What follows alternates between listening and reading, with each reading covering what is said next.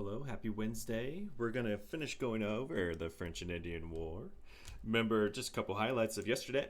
We looked at this map and we kind of looked at causes of the French and Indian War. It all kind of starts when Metacomet up here in the New England colonies up in the north.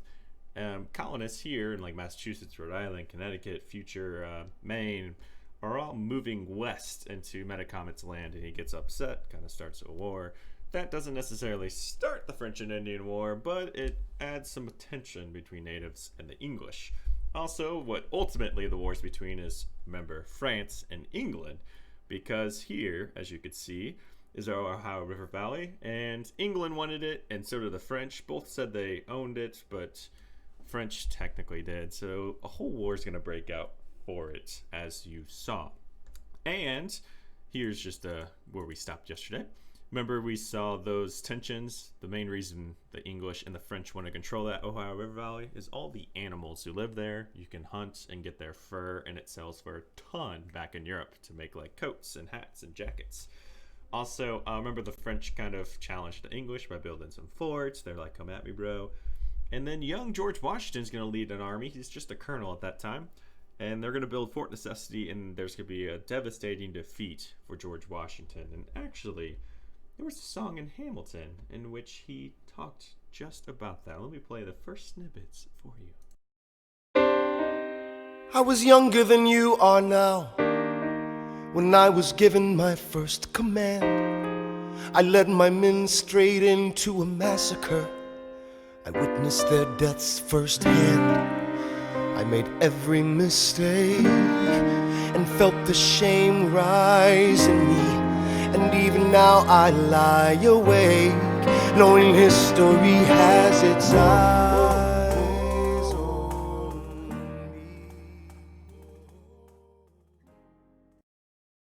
me. In that song, he's referencing this battle, the battle here at Fort Necessity, where he lost and many of his men are going to be killed. And he's talking to Hamilton because Hamilton, during the Revolution, as we'll see, wanted to become a general under Washington, and Washington was trying to warn him that war isn't as great as everyone seems to think. All right, the last thing was we talked about this, and it's been Franklin's plan to try and unify the colonies kind of into one government, kind of an early revolutionary idea, but ultimately it won't stick until the American Revolution. And that idea, I said yesterday, was, hey, if we work together, we'll be like a snake. We are dangerous. Pythons can wrap around things. They can have venom or poison. And so he said if we were unified, boom, we'd be deadly as a snake. However, divided, we're not very deadly. And that leads us to the Treaty of Paris, which is where we're going to finish today. This is the end of the war, what the outcomes will be, and then a war that will follow, basically just between England and Native Americans. So, turn in the war. So late in the war, we're going to see the capture of Quebec by the Brits, by the English. And war's going to last about 4 more years from that point. The main reason why taking Quebec, a city in Canada, was so important was that it ended a supply line for the French. And this treaty, the Treaty of Paris, if you want to draw an arrow up to it, is what's going to officially end the war. And what are the terms? What is it going to give England? What's going to be gained? The following: Canada will be given to England. You're also going to see all the land east of the Mississippi, so everything east of here in St. Louis, the Ohio River Valley, will become English. The only thing that they'll get west is New Orleans. And Florida, owned by Spain, will go to England as well. If you're wondering, why is Spain given something? Spain, remember, like I said yesterday, this was a war fought also in Europe, and Spain was helping France. And since the French lost, technically Spain also lost. And so they gave Florida to the English in that peace treaty. And then France is going to end up keeping the land west of the Mississippi. And actually, if you look at this map, it's showing those things. Let me point to one thing: Quebec up here in the north. This is the St. Lawrence River. And this is the major way in which French troops were arriving in the New World besides New Orleans. So any armies up here in the north would land at Quebec to then fight the English. So once the British took this, the French couldn't get troops anywhere except for New Orleans, which would take a long time to march up there. So they will ultimately lose. You'll notice on this map on the right that the Spanish actually is green, and they're going to control the Louisiana territory. The main reason why the French will give that to the Spanish is at the end of the war.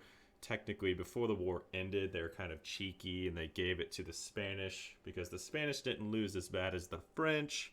And the French were really worried that the English would try and take it from them. So they were like, oh, we gave it to Spain. You can't take it from us. It's Spain's now. So yeah, they're cheeky with that. All right, and our last thing we're going to look at is the Western Front, which is going to be a war after the French and Indian War.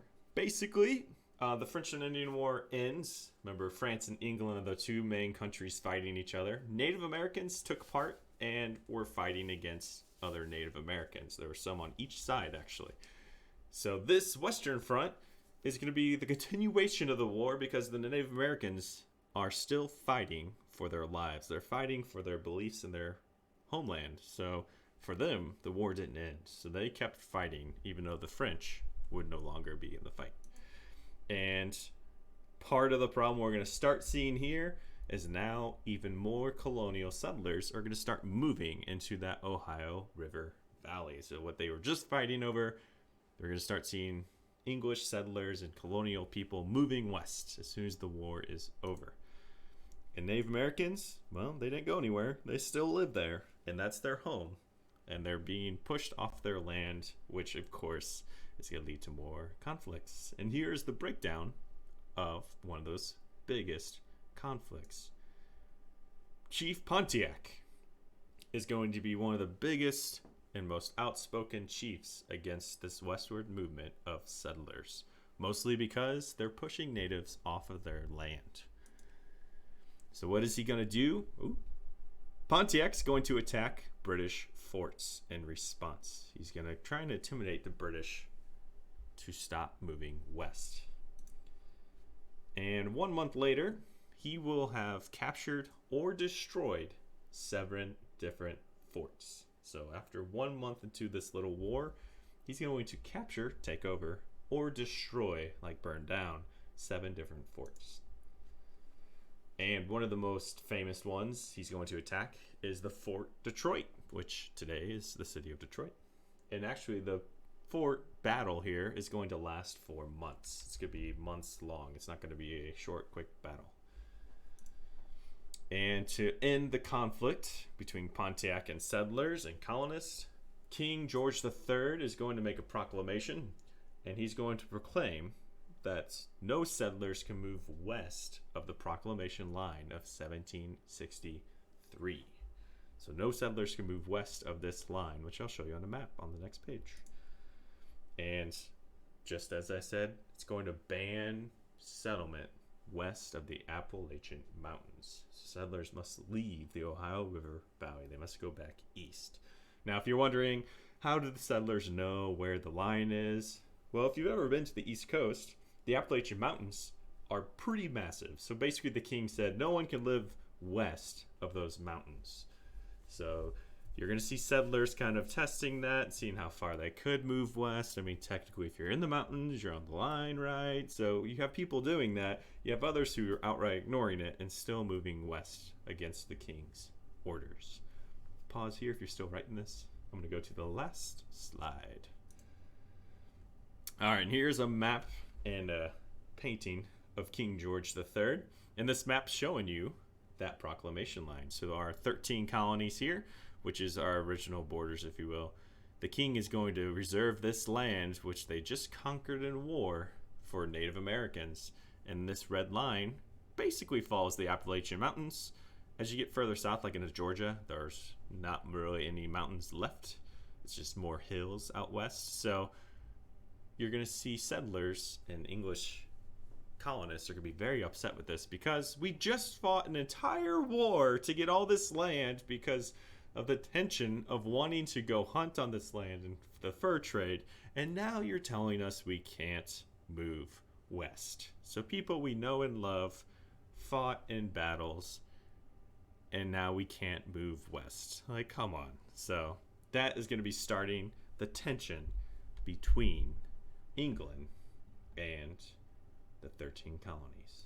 All right, to close out class, I have for you to watch an Ed puzzle reviewing this French and Indian War and some of the Great Awakening on Google Classroom.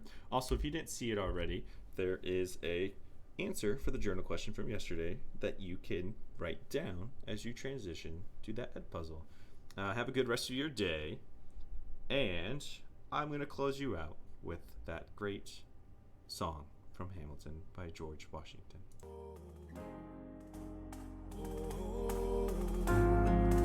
History has its eyes on me.